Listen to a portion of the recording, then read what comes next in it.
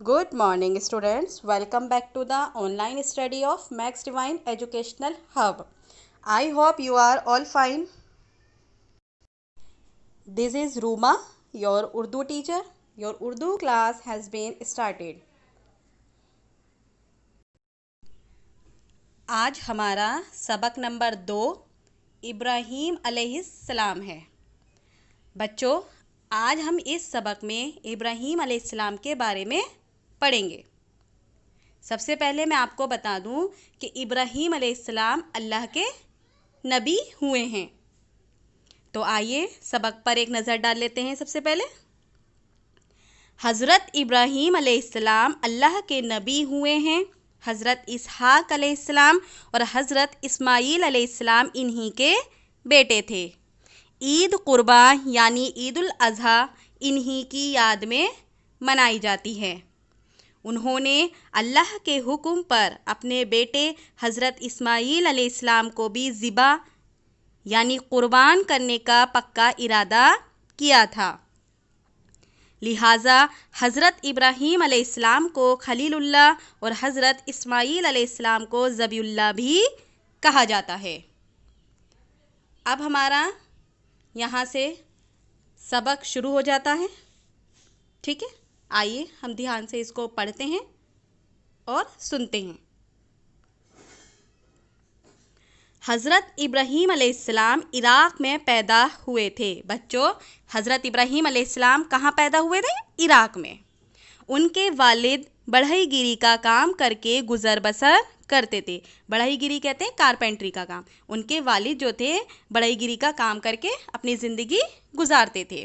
वो मूर्तियाँ बनाकर बेचा करते थे। जैसे जैसे हज़रत इब्राहीम अलैहिस्सलाम बड़े हुए तो उन्होंने अपने वालिद को लकड़ी और पत्थर से ऐसी मूर्तियाँ बनाते हुए देखा जिनकी पूजा की जाती थी।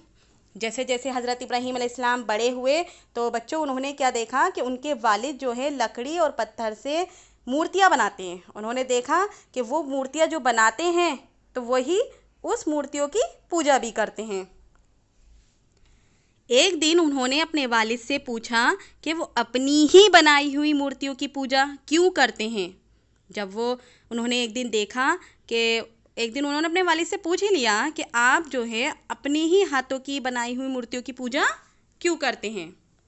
तब वालिद ने बताया कि उन्होंने अपने बुज़ुर्गों को ऐसा ही करते हुए देखा है, लिहाजा वो भी अपने बुज़ुर्गों की पैरवी करते हैं। जब उन्होंने अपने वालिद से पूछा कि आप अपने हाथों की बनाई हुई मूर्तियों की पूजा क्यों करते हैं बच्चों, तब उनके वालिद ने उन्हें बताया कि अपने बुज़ुर्गों यानी अपने पुरखों को भी उन्होंने ऐसा ही करते हुए देखा है, इसलिए वो अपने बुज़ुर्गों की पैरवी यानी अपने बुज़ुर्गों को फॉलो करते हैं, इसलिए वो भी मूर्तियों की पूजा करते हैं। हज़रत इब्राहीम अलैहिस्सलाम अपने वालिद के इस जवाब से मुतमईन ना हुए। मुतमईन कहते हैं सेटिस्फाई। तो हज़रत इब्राहीम अलैहिस्सलाम को ये जवाब उनके वालिद ने तो दे दिया था, लेकिन हज़रत इब्राहीम अलैहिस्सलाम अपने वालिद के इस जवाब से सेटिस्फाई नहीं हुए।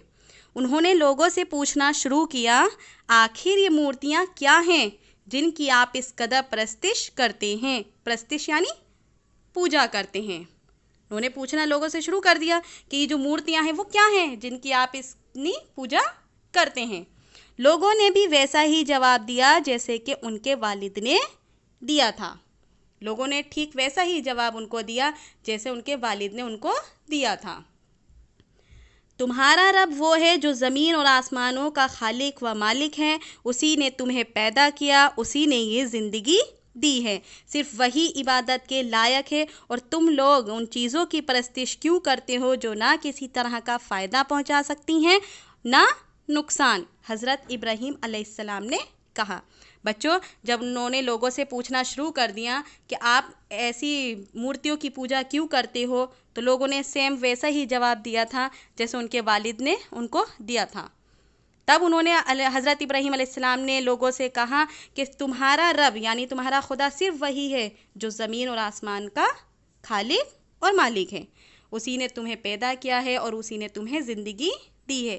اتنا ہی نہیں، انہوں نے لوگوں کو سمجھانے کی کوشش کی کہ صرف وہی عبادت کے لائق ہے، اور جو تم لوگ جن چیزوں یعنی جن مورتیوں کی پوجا کرتے ہو وہ کسی طرح کا فائدہ نہیں پہنچا سکتی ہیں اور نہ ہی کوئی نقصان تمہیں پہنچا سکتی ہیں۔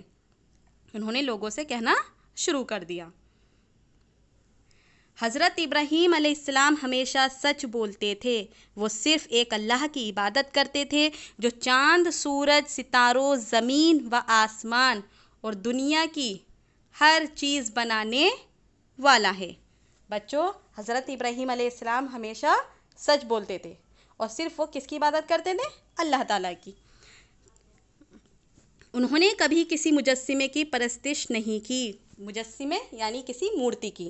انہوں نے کبھی بھی کسی بھی مورتی کی پوجا نہیں کی، اور وہ ایسا کرنے کو احمقانہ کام سمجھتے تھے۔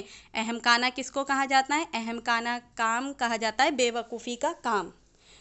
انہوں نے کبھی بھی کسی مورتی کی پوجا نہیں کی، اور ایسا کرنے کو وہ بے وقوفی کام سمجھتے تھے۔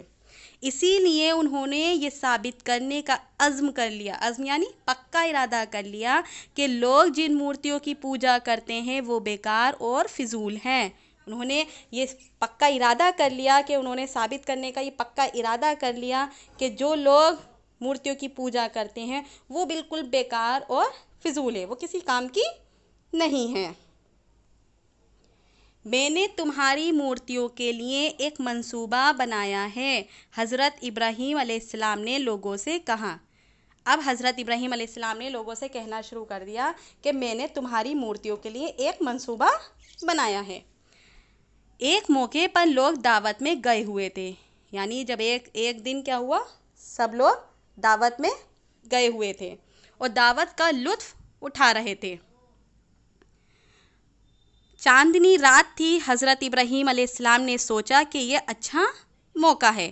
وہ سیدھے بڑے خاص بت خانے پہنچے۔ بت خانے یعنی مندر کو کہا جاتا ہے جہاں بہت ساری مورتیاں رکھی ہوئی تھیں۔ وہ جلدی سے اسی بت خانے پہنچ گئے جہاں بہت ساری مورتیاں موجود تھیں۔ ان کے ہاتھ میں ایک کلہاڑی بھی تھی۔ بت خانہ بہت بڑا تھا۔ بت خانہ کیسا تھا بچوں؟ بہت زیادہ بڑا تھا، اور وہاں کوئی موجود نہیں تھا۔ ان کے ارد گرد بہت سی مورتیاں تھیں، اور بت خانے کے بیچوں بیچ سب سے بڑے بت کی مورتی تھی۔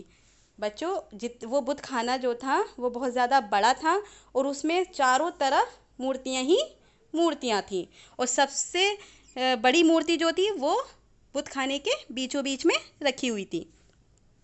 وہ تمام مورتیاں نہ حضرت ابراہیم علیہ السلام سے بول سکتی تھیں، نہ ان کی موجودگی کو محسوس کر سکتی تھیں۔ حضرت ابراہیم علیہ السلام نے اپنی کلہاڑی اٹھائی اور ان مورتیوں کو ایک ایک کر کے توڑنا شروع کر دیا۔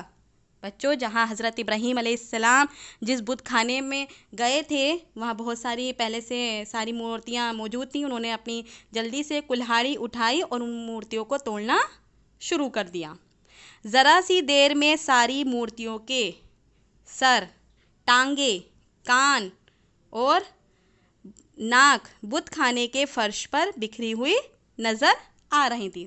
انہوں نے ایک ایک کر کے ساری مورتیوں کو توڑنا شروع کر دیا۔ حضرت ابراہیم علیہ السلام نے بڑے بت کو چھوڑ دیا، اسے چھوا تک نہیں۔ انہوں نے بڑے بت کو جو بیچوں بیچ میں موجود تھا اس کو چھوڑ دیا، اسے چھوا تک نہیں، تاکہ وہ لوگوں کو بتا سکیں کہ بتوں میں لڑائی ہو گئی۔ انہوں نے کیوں چھوڑ دیا؟ تاکہ جب دوسرے لوگوں کو پتہ چلے تو وہ بتائیں کہ بتوں میں یعنی جو مورتیاں ہیں ان میں لڑائی ہو گئی ہے۔ بڑے بت کو لڑائی میں فتح ملی، فتح یعنی جیت ملی، اور وہ یہ کہہ دیں گے کہ بڑے بت کو جو ہے لڑائی میں جیت حاصل ہوئی ہے، اور اس نے دوسرے سبھی بتوں کو توڑ ڈالا۔ جب دوسرے دن لوگوں نے یہ منظر دیکھا تو ایک دوسرے سے پوچھنے لگے۔ جب دوسرا دن نکلتا ہے، لوگوں نے یہ منظر دیکھا تو وہ سب ایک دوسرے سے پوچھنے لگ جاتے ہیں کہ ہمارے معبودوں کے ساتھ یہ کام کس نے کیا، کہ جو ہم جن کی پوجا کرتے ہیں، ہمارے جو معبود ہیں جنہیں وہ خدا سمجھتے تھے، انہوں نے کہا ایک دوسرے سے کہ یہ کام کس نے کیا۔ وہ خبر سارے شہر میں پھیل گئی۔ آخر اس شخص کی تلاش شروع ہوئی جس نے یہ کام انجام دیا تھا۔ اب لوگوں نے اس انسان کو ڈھونڈنا شروع کر دیا جس نے یہ سارا کام کو انجام دیا تھا۔ بعض لوگوں نے کہا، اس میں سے کچھ لوگوں نے کہا کہ ہم نے ابراہیم نام کے ایک جوان لڑکے کو ان بتوں کے بارے میں بات کرتے ہوئے سنا تھا۔ ان میں سے کچھ لوگوں نے کہا کہ ہم نے ابراہیم نام کا جو ایک نوجوان لڑکا ہے، ہم نے ان بتوں کے بارے میں بات کرتے ہوئے اس کو سنا تھا۔ کافی تلاش کرنے کے بعد انہوں نے ابراہیم علیہ السلام کو پا لیا اور پوچھا، کیا ہمارے خداؤں کو تم نے توڑا ہے؟ اب انہوں نے ابراہیم علیہ السلام کو ڈھونڈ لیا اور ان سے پوچھنا شروع کر دیا کہ جو ہمارے خدا ہیں کیا تم نے ان کو توڑ دیا ہے؟ نہیں، ایسا ہوا کہ بڑے بت نے لڑائی میں یہ سارے بت تہس نہس کر ڈالے۔ یہ بات تم ان بتوں ہی سے کیوں نہیں معلوم کر لیتے؟ وہی تمہیں ساری بات بتا دیں گے، حضرت ابراہیم علیہ السلام نے جواب دیا۔ بچوں، جب لوگوں نے ان سے پوچھنا شروع کر دیا کیا تم نے ہمارے خداؤں کو توڑ دیا ہے، تب حضرت ابراہیم علیہ السلام نے کہا، نہیں، ایسا نہیں ہے، بلکہ ایسا ہے کہ سارے بتوں میں جو تھی آپس میں لڑائی ہوئی اور سارے بت تہس نہس کر ڈالے۔ جو تہس نہس کس نے کرے تھے؟ بڑے بت نے۔ جب سارے بتوں میں لڑائی ہوئی تو جو سب سے بڑا بت تھا اس نے لڑائی میں سارے بتوں کو تہس نہس کر ڈالا۔ یہ بات تم ان بتوں ہی سے کیوں نہیں معلوم کر لیتے؟ وہ کہتے ہیں کہ مجھ سے کیا پوچھتے ہو، تم انہی بتوں سے معلوم کیوں نہیں کر لیتے؟ وہی تمہیں ساری باتیں بتا دیں گے۔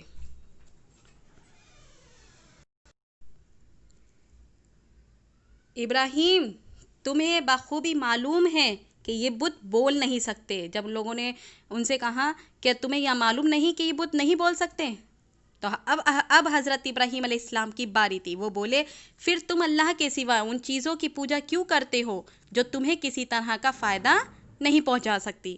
لعنت ہے تم پر ان تمام بتوں پر جن کی تم پرستش کرتے ہو۔ کیا تم اب بھی اپنے دماغ سے کام نہیں لوگے؟ بچوں، جیسے انہوں نے کہا کہ مجھ سے کیوں پوچھتے ہو، تم انہی بتوں سے کیوں نہیں پوچھ لیتے ہو کہ کیا بات ہے، وہی تمہیں ساری بات بتا دیں گے۔ تب لوگوں نے کہا، کیا ابراہیم تمہیں معلوم نہیں کہ یہ بت بول نہیں سکتے؟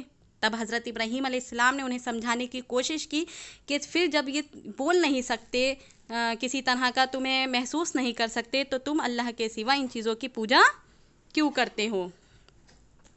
لعنت ہے تم پر ان تمام بتوں پر، لعنت تم پر بھی ہے اور ان تمام بتوں پر بھی جن کی تم پوجا کرتے ہو۔ کیا تم اب بھی اپنے دماغ سے کام نہیں لوگے؟ کیا تم اب بھی نہیں سوچو گے کہ جو تم کر رہے ہو وہ غلط ہے؟ حضرت ابراہیم علیہ السلام نے بادشاہ سے بھی مناظرہ کیا۔ مناظرہ کہتے ہیں بحث کی۔ حضرت ابراہیم علیہ السلام نے اپنے بادشاہ سے بھی بحث کی۔ اسے اپنے بادشاہ ہونے پر بڑا غرور تھا۔ کیوں؟ کیونکہ وہاں کا جو بادشاہ تھا اسے اپنے بڑے ہونے پر بڑا گھمنڈ تھا۔ وہ اپنے آپ کو خدا کہلواتا تھا۔ ابراہیم علیہ السلام نے اس سے کہا، میرا رب وہ ہے جو زندگی اور موت دینے والا ہے۔ وہ وہاں کا جو بادشاہ تھا وہ اپنے آپ کو خدا کہلواتا تھا بچوں، اس لیے حضرت ابراہیم علیہ السلام کہتے تھے، میرا خدا صرف وہ ہے جو زندگی اور موت دیتا ہے۔ بادشاہ نے میں تکبرانہ انداز میں کہا، میں تکبرانہ یعنی غرور سے کہا کہ میں بھی زندگی اور موت دینے کی طاقت رکھتا ہوں، کہ میں بھی زندگی اور موت دے سکتا ہوں۔ لیکن حضرت ابراہیم علیہ السلام نے کہا کہ میرا رب وہ ہے جو آفتاب کو مشرق سے طلوع کرتا ہے۔ کیا تم اسے مغرب سے طلوع کر سکتے ہو؟ وہ کہنے لگے کہ حضرت ابراہیم علیہ السلام کہنے لگے کہ میرا خدا وہ ہے جو آفتاب یعنی سورج کو مشرق سے طلوع کرتا ہے، یعنی سورج کو پورب سے نکالتا ہے۔ کیا تم اسے مغرب سے طلوع کر سکتے ہو، یعنی کیا تم اسے پچھم سے نکال سکتے ہو؟ بادشاہ یہ بات سن کر خاموش ہو گیا۔ جب بادشاہ نے یہ بات سنی حضرت ابراہیم علیہ السلام کی تو وہ بالکل خاموش ہو گیا۔ اس نے حضرت ابراہیم علیہ السلام کو سزا دینے کی بات دل میں ٹھان لی، جبکہ اللہ سب کچھ دیکھ اور سن رہا تھا۔ حضرت ابراہیم علیہ السلام کو بادشاہ نے سزا دینے کی ٹھان لی کہ اب میں اس کو سزا دے کر رہوں گا، لیکن بچوں اللہ تعالیٰ سب کچھ دیکھ رہا تھا اور سن رہا تھا، کیونکہ اللہ کے وہ نبی تھے، ٹھیک ہے۔ بادشاہ نے بہت بڑا آتش کدہ تیار کرایا. آتش کدہ یعنی آگ کا بہت بڑا ڈھیر. آتش کدہ کس کو کہا جاتا ہے؟ آگ کا بہت بڑا ڈھیر. تو بادشاہ نے آگ کا بہت بڑا ڈھیر جو تھا تیار کرایا. پھر اس نے دہکتی آگ میں حضرت ابراہیم علیہ السلام کو پھینکنے کا فرمان سنایا. اور اس دہکتی آگ میں حضرت ابراہیم علیہ السلام کو پھینکنے کا فرمان سنا دیا. وہ آگ حضرت ابراہیم علیہ السلام کو جلا کر خاک کر سکتی تھی. بچوں، حضرت ابراہیم علیہ السلام کو وہ آگ جلا کر ختم کر سکتی تھی، خاک کر سکتی تھی، لیکن اللہ نے آگ کو حکم دیا کہ وہ اس کے نبی کے لیے سلامتی والی ہو جائے. لیکن اللہ کی طرف سے آگ کو حکم ہو گیا کہ وہ اس کے نبی کون ہے؟ حضرت ابراہیم علیہ السلام. وہ آگ حضرت ابراہیم علیہ السلام کے لیے سلامتی والی ہو جائے. اس طرح حضرت ابراہیم علیہ السلام بالکل محفوظ رہے. اسی طرح بچوں، حضرت ابراہیم علیہ السلام جو تھے دہکتی آگ سے بالکل محفوظ نکل آتے ہیں.